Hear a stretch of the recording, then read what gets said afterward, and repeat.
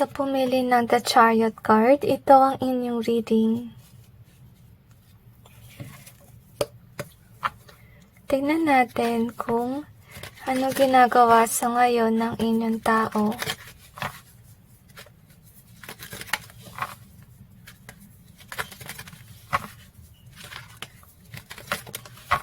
I feel na kung sino man ito, siya ay mapagmalaki, mapagmataas sa kapwa.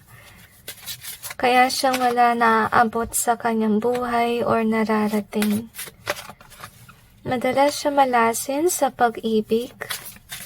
And nasense ko rin na kinakarma siya sa ngayon. At naguguluhan siya with regards sa love life.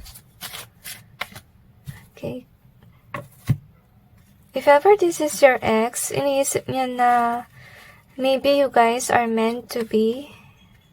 Pero I feel na yung tears, okay? Parang may naiiyak ba? So maybe yung connection nyo ay nag-ending na. Maybe you're asking about your ex. I'm not sure if this is ex-friend or ex-lover. So i-clarify natin yung cards to gain more information.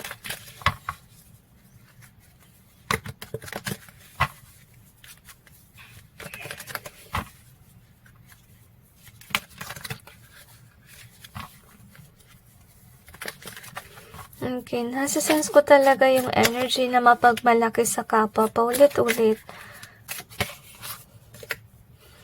Feeling ko yun yung dapat niyang iwasan. Kasi syempre, kung ganyan yung kanyang attitude, may tendency na bumagsak siya with regard sa career. Kasi nga, pinipilit siyang i-humble. So, remember yung Bible verse na kung masyado nasa taas na yung tao, i-humble, diba? May ganun na Bible verse. Hindi ko lang kasi kabisado. So, anyway, let's see what we have. So, okay, I feel na ito yung parang malungkot siya. Kasi, can be, this is your old friend or old lover that you used to have. You used to help this person at feeling ko, yung mission mo for this person is gina-guide mo siya to be in this way na parang maging giving or loving. And I'm sensing while holding this card, parang ako naiiyak. So, naaalala niya yung past kasi wala na kayo, nag-break kayo. As you can see. So, this person feel alone. And some of them is thinking that you betrayed them. Parang, nagbi-victim mentality ba sila? Pero, feeling ko meron din siguro silang pagkakamali. That's why this connection end. So, yung ginagawa nila sa ngayon is they are trying na mag-spy sa'yo. So, you can see. So, they're hoping na meron kang sabihin. Maybe sa social media, magparamdam ka, whatsoever. Pero I feel na naiyak na energy dito. So, somehow, some of them can be naiiyak kasi blinak mo sila or hindi ka nagsasalita about sa connection. So, kung ano man na nangyari guys, matindi siguro yung pag-aawa nyo noong past and that's why mas focus ka na lang siguro sa work, you go separate ways, honestly speaking. So, yun ang gifted being here. So, siguro, if ever you do have a person now or may pinagkakabalahan ka, parang gusto nilang bumalik sa iyong buhay. Parang nagsisik sila ng attention kasi this is kinda like your vibe that you're definitely busy with your work. At marahil na rin if ever you are dealing with a person now, nagsiselos sila dahil may tao ka na sa iyong buhay or kung may friend ka naman na bago, nagsiselos sila kasi gusto nila na sila na lang muna na maging friend mo uli, okay? So, parang, yun nga, naiyak sila kasi hindi mo na sila pinapansin or dahil na rin meron kang ibang jowa or meron kang friends, okay? So, yun nga, feeling ko yung iba sa kanila, sinisisi ka, parang ginost mo sila. Kasi feeling nila na parang feeling nila wala kang karapatan mag-ghost sa kanila or i-block sila. Parang confident sila na hindi mo dapat ito gawin. Let's see what else. So, yun nga. May nangyaring unos sa connection. Parang feeling ko, yung ginagawa nila sa ngayon, parang nire-reminis nila yung past. Okay, so tulad ng nabanggit ko kanina, namimiss ka nila kasi marahil nangyari dito is tuwing magkaka-love life sila, laging minamalas. As you can see, malas sa love life. Yung nangyayari ngayon sa kanila. And yun nga, namimiss nila yung dati na balanse pa yung love life with regards to you and this person. If ever not love life, can be friendship. Namimiss niya yung care. Kasi sa ngayon wala eh. This person feel alone and lonely. So maybe they are single as of now. Or baka wala na silang friend. That can be. Na nagmamahal sa kanila. So with the Chariot being here, so maybe this is more on your vibe. Kasi based on your reading, ikaw yung actually nag-focus sa iyong work. At may sarili ng pamumuhay at siya naman, parang wala. Parang gusto niyang bumalik sa iyong buhay at pagpilitan yung sarili niya sa iyong buhay. But you're moving forward without this person. Okay, parang ngayon, parang naiisip ko na, parang siguro sinasabi mo sa iyong sarili na, ano ba to? Sinisisi pa ako ng taong ito. Okay, parang hindi ba niya tinitingnan yung kanyang kasalanan kung ano yung nagawa niya noong past? Okay, nafe-feel ko yung iba sa inyo ay galit. Okay, galit sa kanya. So, anyway, let's see what else. So, we have the 10 in either way. So, ayaw niyang i-end yung inyong connection. We also have the true story in reverse. Siguro itong taon na ito, mahilig siyang gumawa ng storya. If ever pag-uusapan about yung connection niyo dati, lagi niya tinuturo na ikaw yung may mali at hindi siya. Okay, which is sad. So, we have the greed in either way. Marahil ito yung isa sa dahilan kung ba't mo siya iniwan. Maybe masyado na siya materialistic at nakaka-apekto ito sa iyong money or income. So, we also have the copy. So, yung balak niyong gawin, if yun na balak gawin, if ever you do have a partner already, yung balak niyong kopyahin kung ano man ang iyong jowa sa ngayon. Kasi gusto kaya niyang agawin sa iyong partner, if ever you do have a current partner as of now, or pwede rin sa friendship, gusto niya siya lang ang iyong best friend. That can be. Parang gusto ka ba niyang agawin sa tao mo sa ngayon.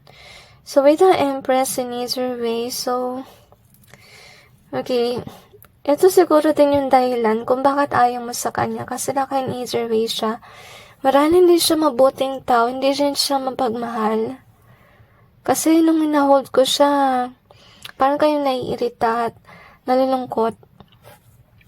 Kasi siguro nadama niya yung pagmamahal mo, pero with regards to you na, hindi mo naramdaman yung kanyang pagmamahal. So, we have to stop in reverse. We also have the choke in reverse.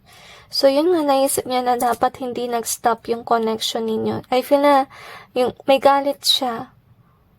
May galit siya kasi yun nga iniisip niya, hindi dapat mag-stop yung connection nyo kasi yung connection nyo ay hindi joke.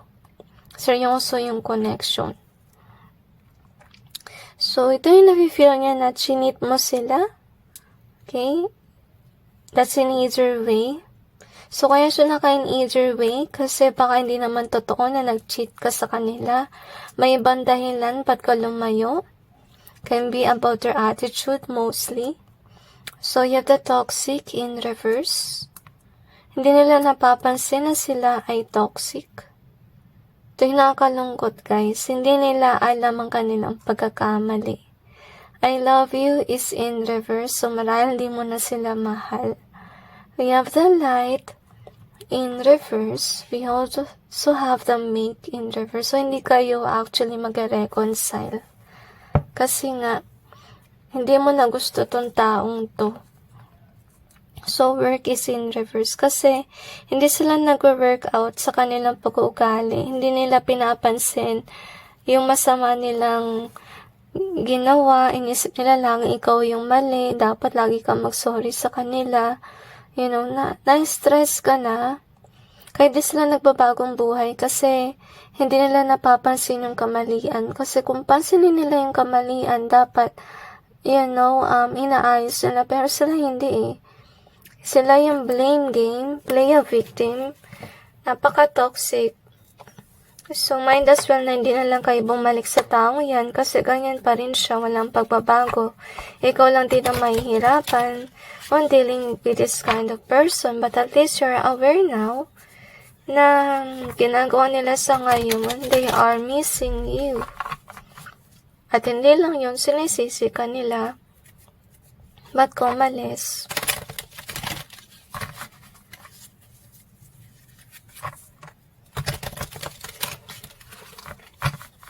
Kaya pala na-feel ko sa kanila yung pagiging arrogante ba? Na vibe kanina. Kasi siguro inisip nila na lagi silang tama, ikaw dapat yung mag-sorry na mag-sorry.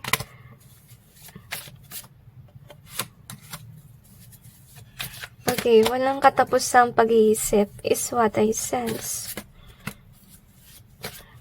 Okay. Kaya ka rin lumayo kasi inisip mo na walang future sa inyong connection.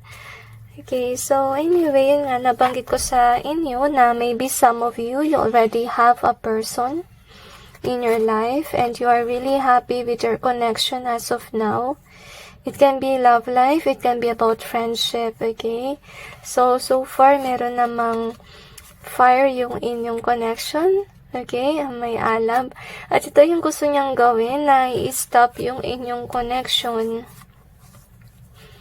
Pero wala ka na talagang passion with regards to this person kasi yun nga, tingin mo walang future with this person, whomever this is. At again, nagpakita si Chariot. So, dalawa na yung iyong Chariot card. Ito kasi yung iyong vibe strongly na you are focusing on your life now.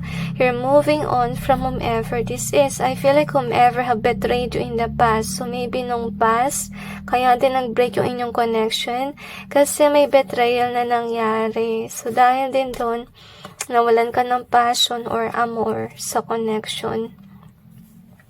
So, yung ba sa inyo about us a friend? So, hindi na kayo friends with this person, naging frenemy. So, ito yung tingin mo kung bakit ayaw mo nang bumalik kasi nag-friendship over na or love over. Kaya ayaw mo na bumalik, ayaw mo na ng problema. Samantalang siya, kabaliktaran mo, ikaw ayaw mo nang bumalik, di ba? Ayaw mo na ng problema. Siya naman, namimiss ka niya. Namimiss niya yung inyong pagmamahalan, nandun ka pa para sa kanya. Ngayon kasi ayaw mo na. So, okay. So, if ever you're asking about reconciliation, it really depends on you if you want. But this person really wants reconciliation. Pero mapapayo ko lang talaga sa inyo. Huwag na lang guys. Because this person will keep on blaming you and they will not apologize for whatever they have done to you. So anyway, that's it with regards to your reading. I just hope this may give you some insight and awareness about your person. And God bless you.